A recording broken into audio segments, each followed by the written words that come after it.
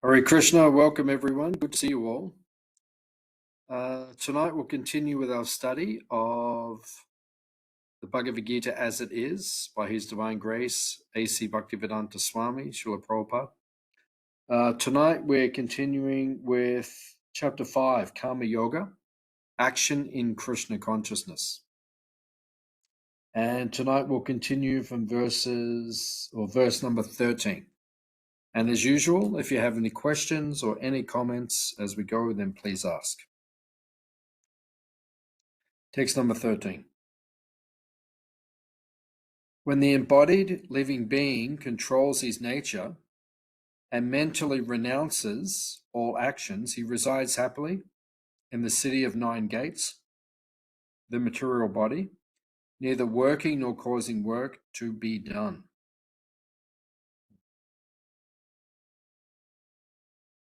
So what Krishna is discussing here in this chapter, as we've discussed previously, Chapter 5 is like an amalgamation of the philosophy of Chapter 3 and 4. In Chapter 3, we hear about karma, about acting. In Chapter 4, we hear about jnana, knowledge, and now acting with knowledge. In other words, understanding our spiritual nature. So this verse is identifying someone who is acting on the self-realized platform, the platform of a Jivan Mukta. Jivan Mukta means someone who is self-realized. Jivan Mukta means someone who is acting on the spiritual platform. Someone who is understanding they're not the body, they're the soul, Aham Brahmasmi, and acting in a spiritual way. So Srila Prabhupada says in the purport for this verse, the embodied soul lives in the city of 9 gates. The activities of the body are conducted automatically by its particular modes of nature. The soul, although subjecting himself to the conditions of the body, cannot be beyond those conditions, if he so desires. Owing only to forgetfulness of his superior nature, he identifies with the material body and therefore suffers. So, someone who is a self-realized soul, a Jivan Mukta, a spiritual living entity, someone who acts like that, he doesn't identify with the material body. Here, the material body, it's also mentioned in the Bhagavad, but also here. The material body is said to be the city of 9 gates. Paranjana Maharaj, also, this is spoken about in the Bhagavatam, but it's also spoken of here. The 9 gates of the body, as we know, the 2 eyes, the 2 nostrils, the 2 ears, the mouth, the genitals, and the anus, the rectum. These are the 9 gates. Body. And it is explained that we should keep these 9 gates illuminated. In other words, we should be very careful about what passes in and out of these 9 gates. In other words, what comes in out should be enlightened. Right? It should be spiritually surcharged. Because if we do this, then we elevate ourselves in our consciousness. If we don't do this, then we can suffer in this material world. So, Prabhupada mentions here that we need to become free from the identification of the material body. We need to become free from the influence of the 3 modes of material nature, which act upon the body continuously. As Krishna will discuss in the Bhagavad Gita, that the body should be enlightened and illumined by the mode of goodness. In other words, what we see, what we hear, what we taste, all these different things, it should be illuminated by the mode of goodness. And this will help us to become uplifted. This will help us to become purified in consciousness. So these are some of the teachings that we're given in the Bhagavad Gita and in the Srimad Bhagavatam in order to help elevate our consciousness. So, Prabhupada is emphasizing here that as long as we identify with this material body, we will suffer. Because the material body is meant for suffering, right? You can get more suffering from the material body than you can pleasure or enjoyment. So therefore, we need to elevate our consciousness so that we don't become overwhelmed or overcome by the identification with the material body, the three modes of material nature. Right? So this is important that we elevate ourselves, that we understand our spiritual essence. Okay. Next, number 14. The embodied spirit, master of the city of his body, does not create activities, nor does he induce people to act, nor does he create the fruits of action. All this is enacted by the modes of material nature.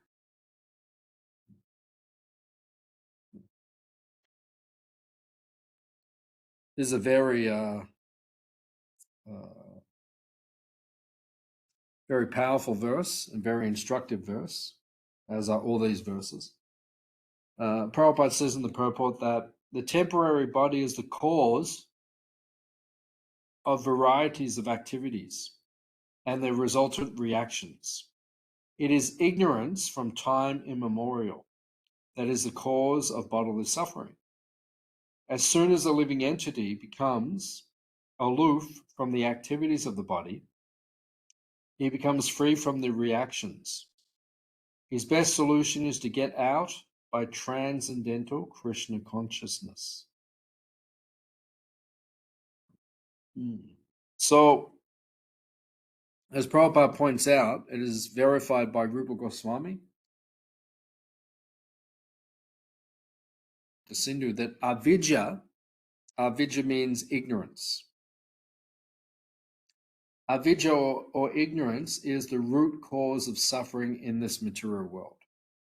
Right? Everyone is suffering in this material world because of ignorance. Avidya. That's what causes us to suffer in this material world.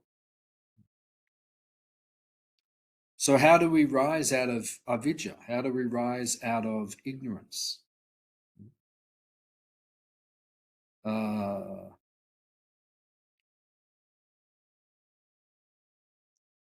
We rise out of ignorance by knowledge, by understanding our spiritual essence, by understanding our spiritual nature. So that's why the Bhagavad Gita is spoken. The Bhagavad Gita is spoken to the intelligence, the buddhi, right? Because we're meant to, by hearing the philosophy of the Bhagavad Gita and by absorbing the transcendental knowledge within the Bhagavad Gita, we're meant to rise above the trappings of ignorance or identification with the material body. So it's very important that as devotees, we study Prabhupada's books on a regular basis and we hear the philosophy of Krishna consciousness on a regular basis so that we can rise above the effects of the three modes of material nature. So it is this ignorance, avidya, which binds us into this material world. That is the cause of our suffering. And as Krishna mentions in this particular verse,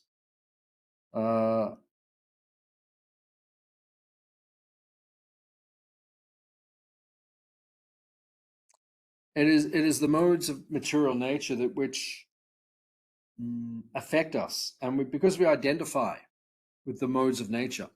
When we first fall to the material world, the first covering of the soul and the thickest covering of the soul is called ahankara.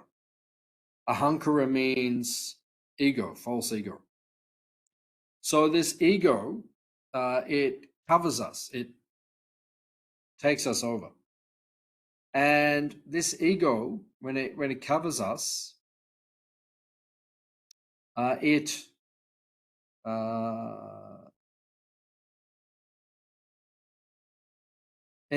of the identification which it causes, because of our misuse of independence, we identify with the ego, the false ego. We identify with the three modes of material nature. We identify with the material body. And this leads us to suffer in this material world. Therefore, we have to transcend the effects of the modes of material nature. We have to transcend the effects of this ignorance. And this is by cultivating knowledge and engaging our senses, Rishikena Rishikesha Sevana Bhakti Ujjate, in the service of Krishna by performing Bhakti Yoga. This will allow us to transcend and rise above the effects of the modes of material nature. So text number 15. Nor does the Supreme Lord assume anyone's sinful or pious activities. Embodied beings, however, are bewildered because of the ignorance which covers their real knowledge. So, our sinful activities and our pious activities,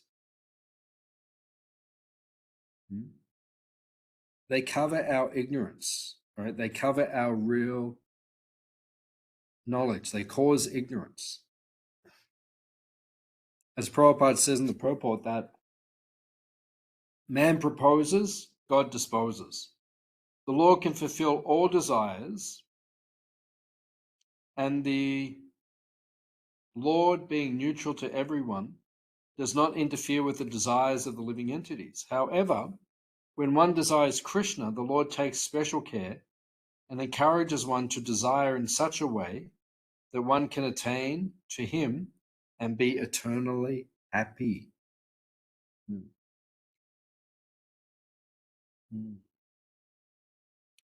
So, man proposes, God disposes. It is because of our misuse of independence that we fall into this material world. And then we perform pious and sinful activities. Right?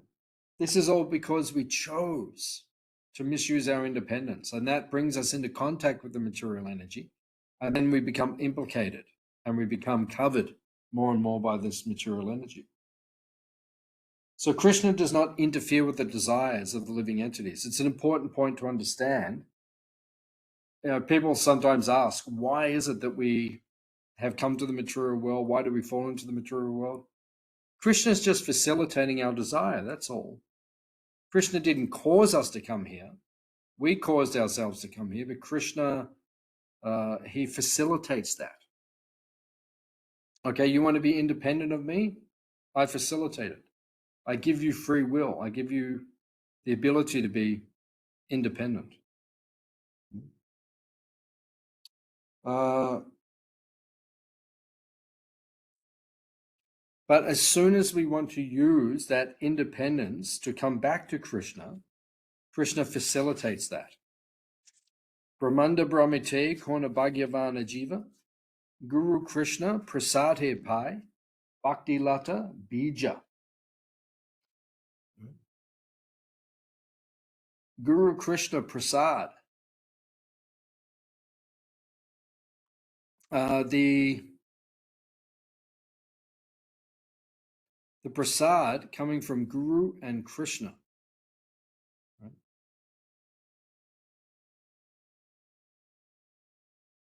master, the spiritual master leads us back to Krishna. When we desire to once again approach Krishna, Krishna will facilitate that.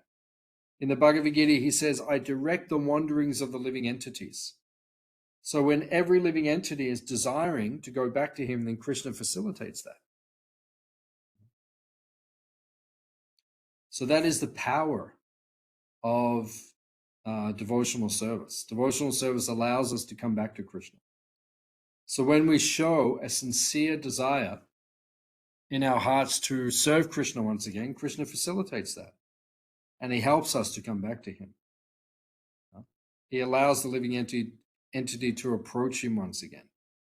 And it gives opportunities to be engaged in devotional service once again. So that is the potency of bhakti, or the potency of devotional service.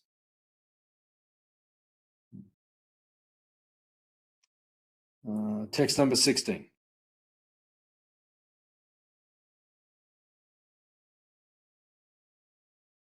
When, however, one is enlightened with the knowledge by which nescience is destroyed, then his knowledge reveals everything, as the sun lights up everything in the daytime.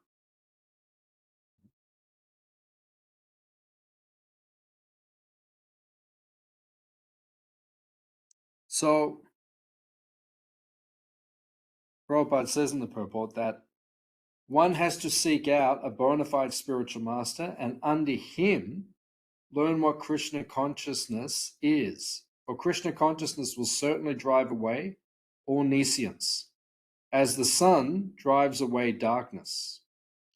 Identity with individuality in spiritual life is real knowledge.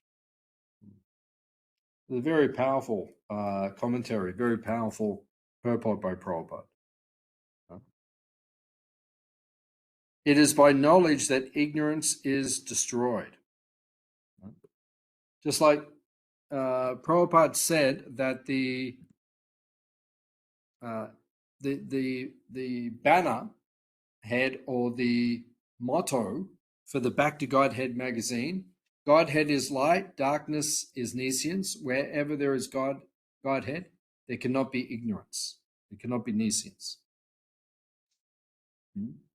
So wherever there is knowledge about Krishna, wherever the Bhagavad Gita is spoken, at that time, at that place, then everything can be removed. So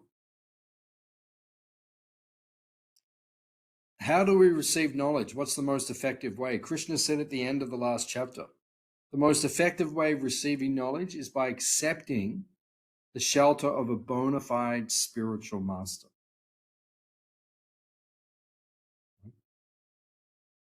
Bona fide spiritual masters, gurus.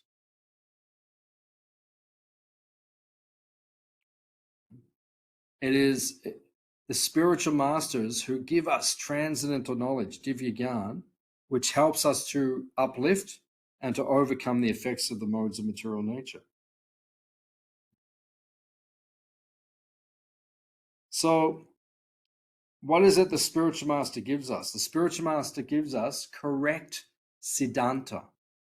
In other words, correct teachings, which lift us up and above the modes of material nature. The spiritual masters give us knowledge of Krishna and that we are Krishna's eternal servants, right? And without that knowledge, we don't rise up to the transcendental platform.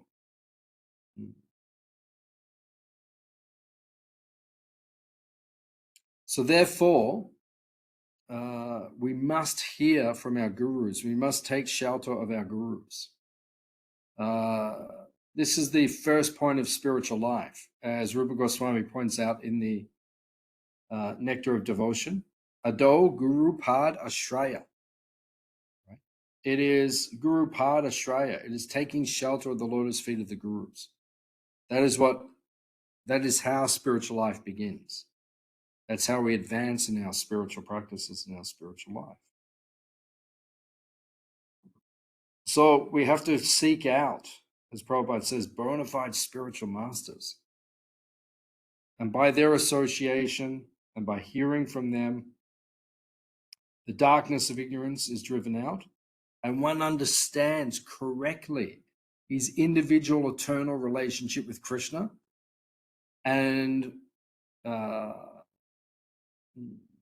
speculative knowledge, such as the Mayavad philosophy of thinking we are separate from Krishna, that is driven out. That is the potency of hearing from a bona fide spiritual master. Therefore, spiritual life begins by finding a spiritual master, surrendering unto them, right, and overcoming the effect of the modes of material nature under their guidance by their association. If we don't receive advanced association, we cannot transcend the influence of this material energy. Text number 70. When one's intelligence, mind, faith, and refuge are all fixed in the Supreme, then one becomes fully cleansed of misgivings through complete knowledge and thus proceeds straight on the path of liberation.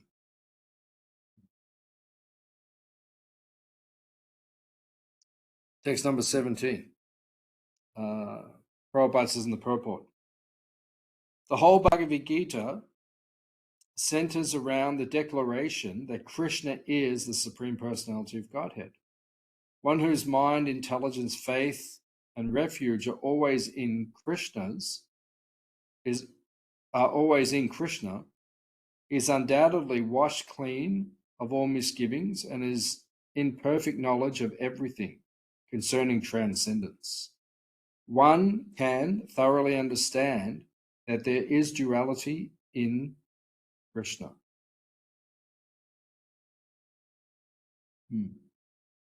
So, when one takes shelter of Krishna, Prabhupada says the whole Bhagavad Gita centers around the declaration that Krishna is the Supreme Personality of Godhead.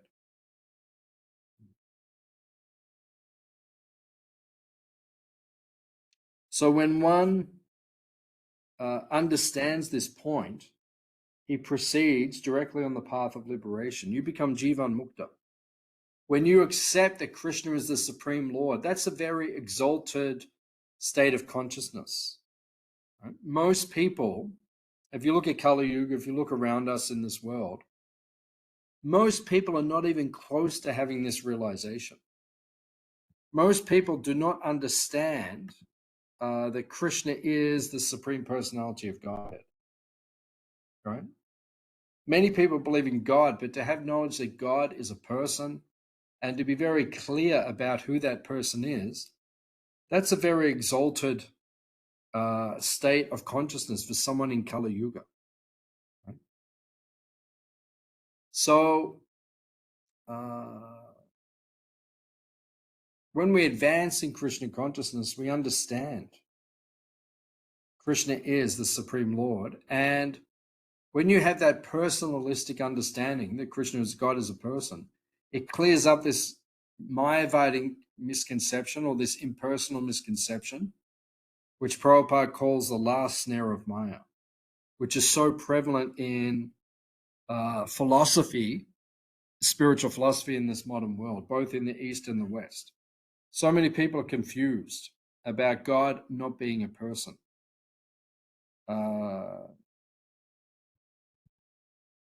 So many people have the understanding that God is not a person.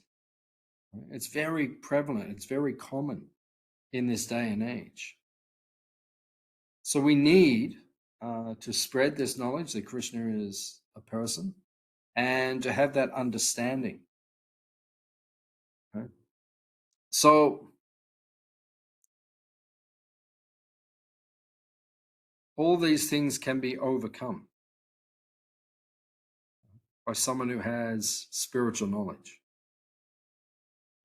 When someone understands Krishna's eternal supreme position, one can overcome all of this avidya, all of this knowledge.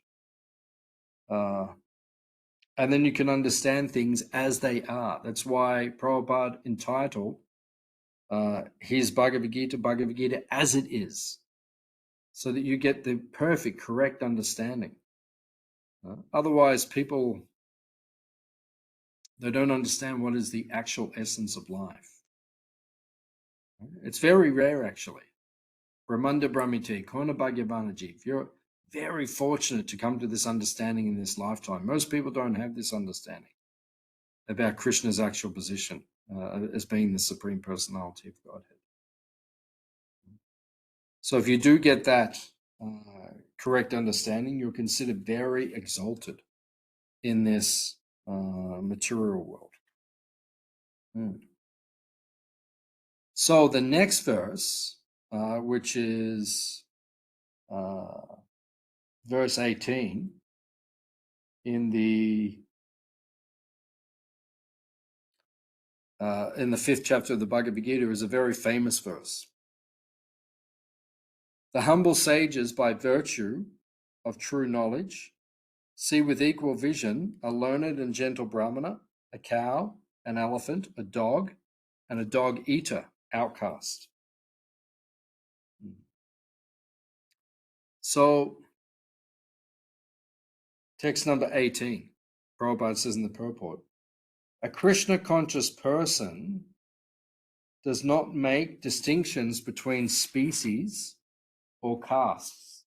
This is due to their relationship with the Supreme, for Paramatma is present in everyone's heart.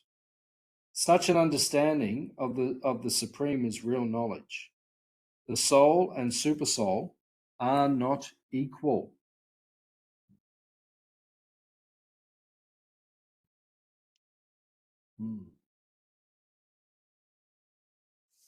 So, Prabhupada explains very carefully here that someone who is actually Krishna conscious does not see with distinction. Pandit Samadarshana, this verse says, famous verse. One who has knowledge does not see with distinction, and that is the avidya, or the problem with the modern world.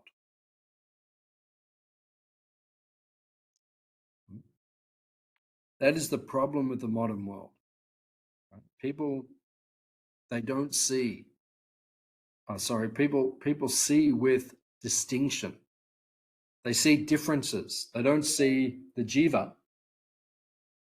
They don't see the soul, but they see according to the body. And because of the body, they think,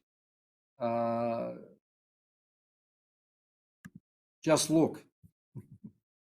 So many people,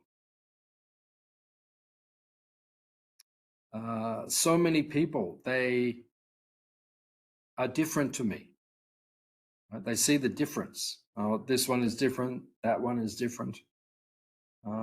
Animals are different to humans in the sense that they can be exploited because they're inferior. They don't see the spiritual element, and then they exploit the animals. They exploit other humans, thinking there is a difference between all of us. So this is the materialistic understanding which is prevalent in this material world. So one who is spiritually advanced, he understands the spiritual nature of all living entities. However, he differentiates between the Supreme Lord, the Paramatma, and the Jivatma. Right? When we see everything is spiritual and everyone is spiritual and every living entity is spiritual, that does not mean that we are equal to God. That is the Mayavad misconception. Right? And many Mayavadis, they think like that. Right? They think that we are all equal. Myself, God, we are all equal. But Krishna actually mentions in the 2nd chapter of the Bhagavad Gita that the living entity is sthana or stira. Sthana means fixed. It means he's changeless. The living entity doesn't change. We're not supreme. So how can we become supreme if that's not what we are? However, many people think that, right? They have that misunderstanding. Oh, we are all supreme. We are all not. That is a false understanding. That is a material understanding. It's an understanding based on enviousness. So we should not think. So this is the position of a living entity within this material world. He is forgetful of Krishna. And if he can learn the philosophy of the Bhagavad Gita and see everyone equally and see that I am the servant of the Supreme Lord, with that enlightened position, he can then transcend the effects of the modes of material nature and go back to the spiritual world. Okay, text number 19. Those whose minds are established in sameness and equanimity have already conquered the conditions of birth and death. They are flawless like Brahman, and thus are already situated in Brahman. Prabhupada says in the purport that equanimity of mind is the sign of self-realization. Those who have attained such a stage have conquered birth and death. Krishna is flawless because he is without attraction and aversion. When a jiva is without attraction and hatred, he also becomes flawless and eligible to enter the spiritual sky. Such persons are liberated. So once again, Prabhupada makes many powerful statements within his commentary. Equanimity of mind is the sign of self-realization. If your mind is not steady, fixed, then, if your mind is not fixed and not steady, and is wavering, or if you're always a mental person, you're going from happiness to distress, and your emotions fluctuate all the time, that's not a sign of exalted consciousness or self-realization. So one way to see how advanced someone is how steady their mind is, how fixed they are, and how absorbed they are in Krishna consciousness.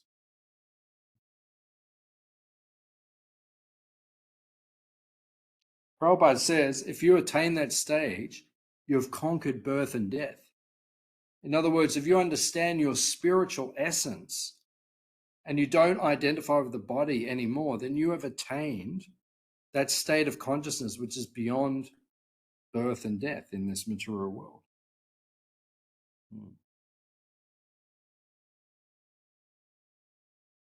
So if we're always absorbed in, as Prabhupada says in the purport, attraction and hatred within this material world, right? Then we're flawed, right? If we're always fluctuating, oh, I'm happy, I'm sad, I'm attracted to this, I'm averse to this, I hate this, I like this.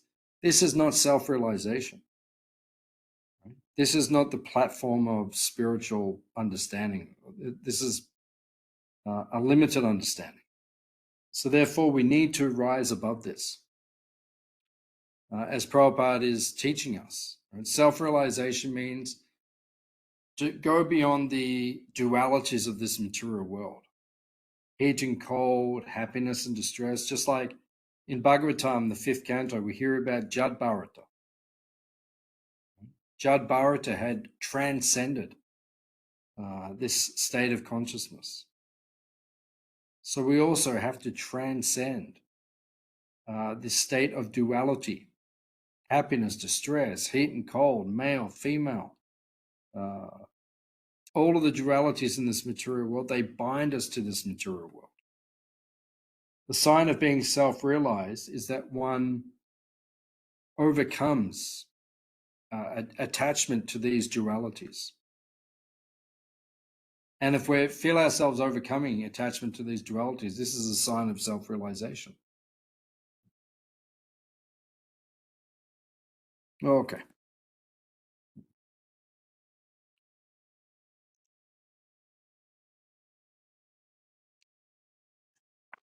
Text number 20. A person who neither rejoices upon achieving something pleasant nor laments upon obtaining something unpleasant, who is self-intelligent, who is unbewildered, and who knows the science of God, is already situated in transcendence.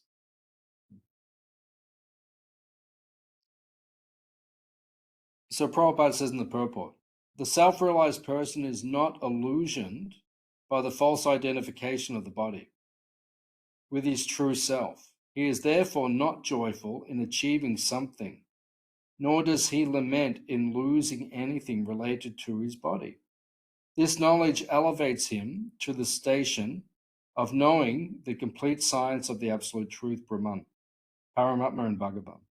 He thus knows his constitutional position perfectly well. Such steady consciousness is Krishna consciousness. So, as Prabhupada says, a self-realized person is not illusioned by the false identification with the body. Right? If you're always relating to your body, which is what everyone does in this modern world,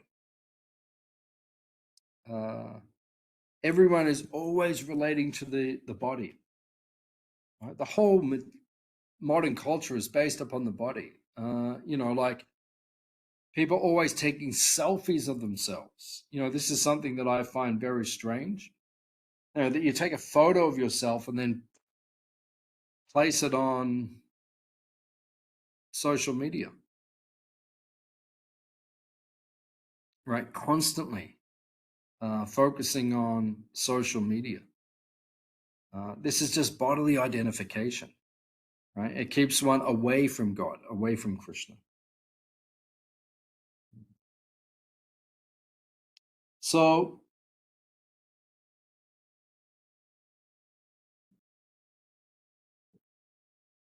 to know the absolute truth means you have to know all the features of the absolute truth. Prabhupada actually says in the introduction of the Bhagavatam, the Bhagavatam is not about God. That is not the subject matter of the Bhagavatam. The subject matter of the Bhagavatam is understanding the absolute truth. Because there are different features to the absolute truth. And one who has correct knowledge, he understands the Jiva, he understands Brahman, he understands Paramatma, he understands Bhagavan, realization. And one who understands all these things, and he actually understands the absolute truth.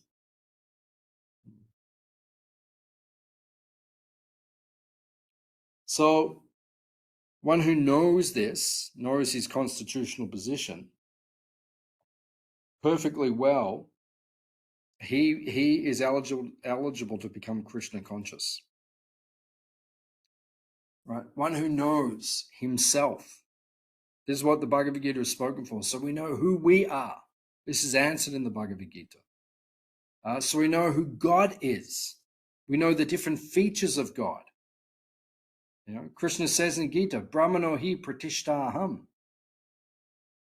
That the Brahman, the spiritual energy, that is a part of God, but it is not God himself. This is the higher understanding. So when we become self-realized, we understand, right, our constitutional position. Your camera is on, Manju, just so you know. Might be good to turn the camera off. So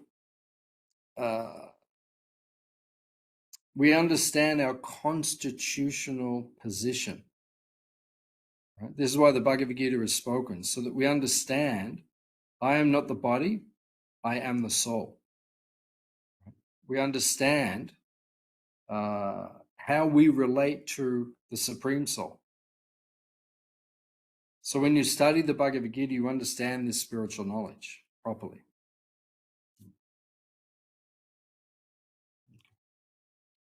Text number 21.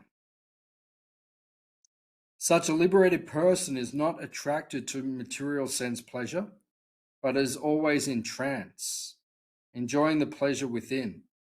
In this way, the self-realized person enjoys unlimited happiness, for he concentrates on the Supreme. And Prabhupada says in the purport, a person in Brahma Yoga, Krishna consciousness, is so absorbed in the loving service of Krishna that he loses his taste for material sense pleasure altogether. The highest sense pleasure in terms of matter is sex pleasure. So,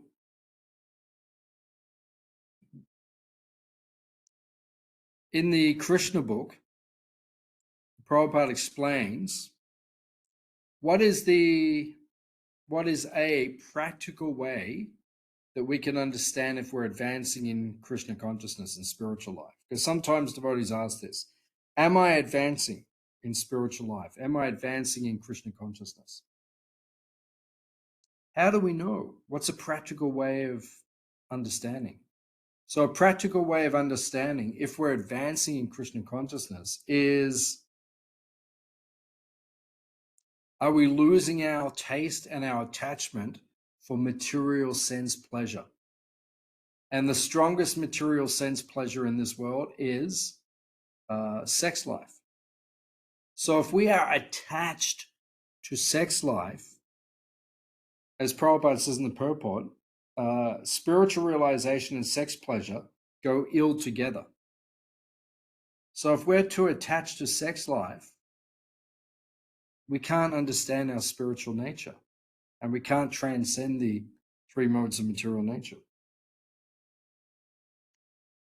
So we have to see on a practical level. Sometimes devotees ask, how do I know I'm advancing? Well, how attached are you to material sense pleasure? In this way, we understand whether we're advancing or not in Krishna consciousness. Text number 22. An intelligent person does not take part in the sources of misery, which are due to contact with the material senses. O son of Kunti, such pleasures have a beginning and an end, and so the wise man does not delight in them.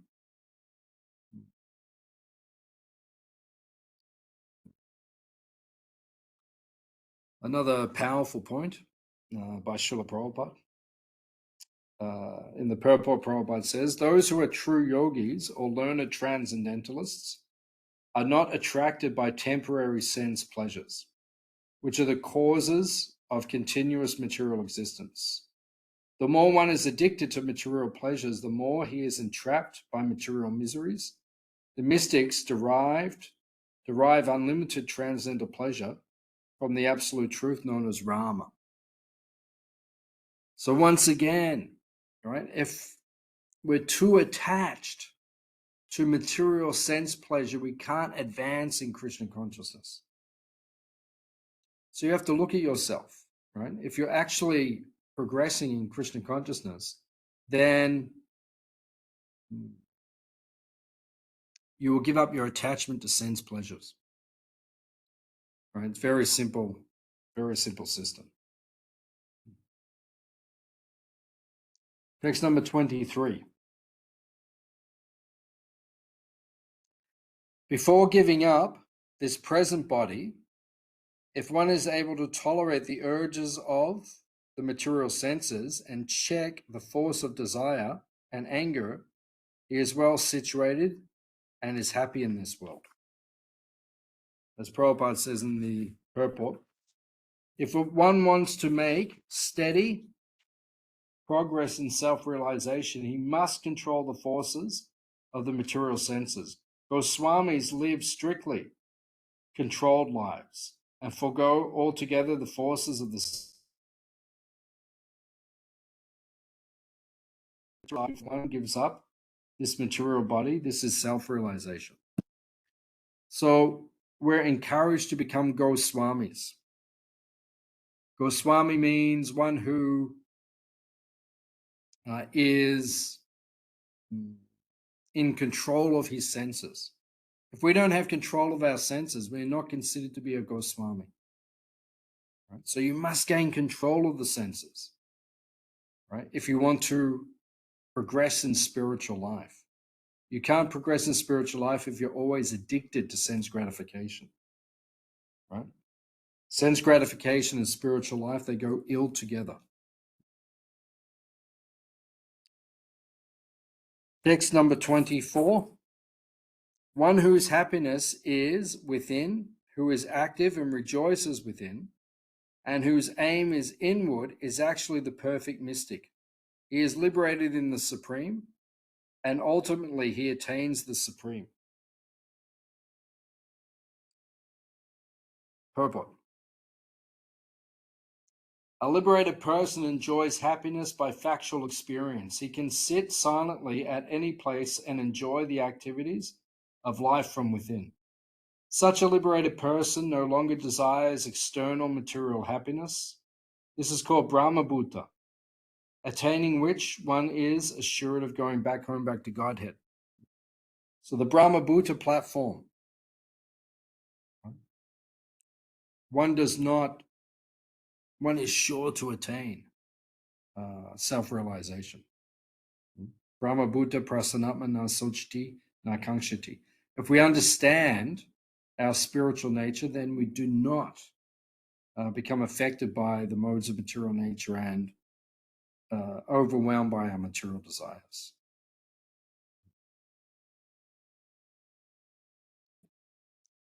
Text number 25. Those who are beyond the dualities that arise from doubts, whose minds are engaged within, who are always busy working for the welfare of all living beings, and who are free from all sins, achieve liberation in the Supreme. And as Prabhupada says in the purport, to act to revive Krishna consciousness within the entire human society is the highest welfare work. One cannot be engaged in such first-class welfare work without being liberated in the Supreme. A Krishna-conscious person has no doubt about the supremacy of Krishna. He has no doubt because he is completely freed from all sins. This is the state of divine love. Completely free from all sins. Right? That is the state of divine love. Right? That is the state of Krishna consciousness. We're all aspiring to come to that level. That's what our sadhana is for. When we practice sadhana bhakti, the goal is sajja. Sajja means bhava or prema, love for Krishna. How do we attain that? Then we need to associate with those who already have advanced sentiments in Krishna consciousness. And by their association, we become uplifted to the spiritual platform. And the final verse for tonight, verse number 26. Those who are free from anger and all material desires, who are self-realized, self-disciplined, and constantly endeavoring for perfection, are assured of liberation in the Supreme in the very near future. Purport. The devotee, although far away from Krishna's abode, can elevate himself to that abode simply by thinking of him constantly, by engagement in Krishna consciousness. He does not feel material miseries. This is called Brahma Nirvana, or the absence of material miseries, due to being constantly immersed in Krishna. So that is the process that the Bhagavad Gita speaks of. Savadamam Parijaja Mamekam Sharanam Braja, by the process of bhakti yoga, which is enriched by Vairagya Vidya, by knowledge of Krishna, by Vairagya, detachment from tasting the pleasure of serving Krishna, right? When one's bhakti yoga is fortified by knowledge and detachment, and you're focused on serving Krishna, you transcend this material energy, right? And you become qualified and eligible to go back home, back to Godhead. So that is the point. We need to focus on serving Krishna. Right? We need to understand our spiritual essence, that we're not the body, we are the soul. And if we come to that state of consciousness and we act on that in devotional service, that is the perfection of yoga. Right? That is the essence of the Bhagavad Gita. So we'll stop there for tonight. Does anyone have any questions or comments on what we discussed?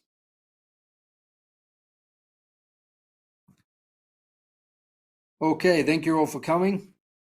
We'll see you next week. Srila Prabhupada Ki. Yeah. Hare Krishna. Hare Krishna. Thank you, Babu. Thank you for coming. Hare Babu. See you soon. See you soon.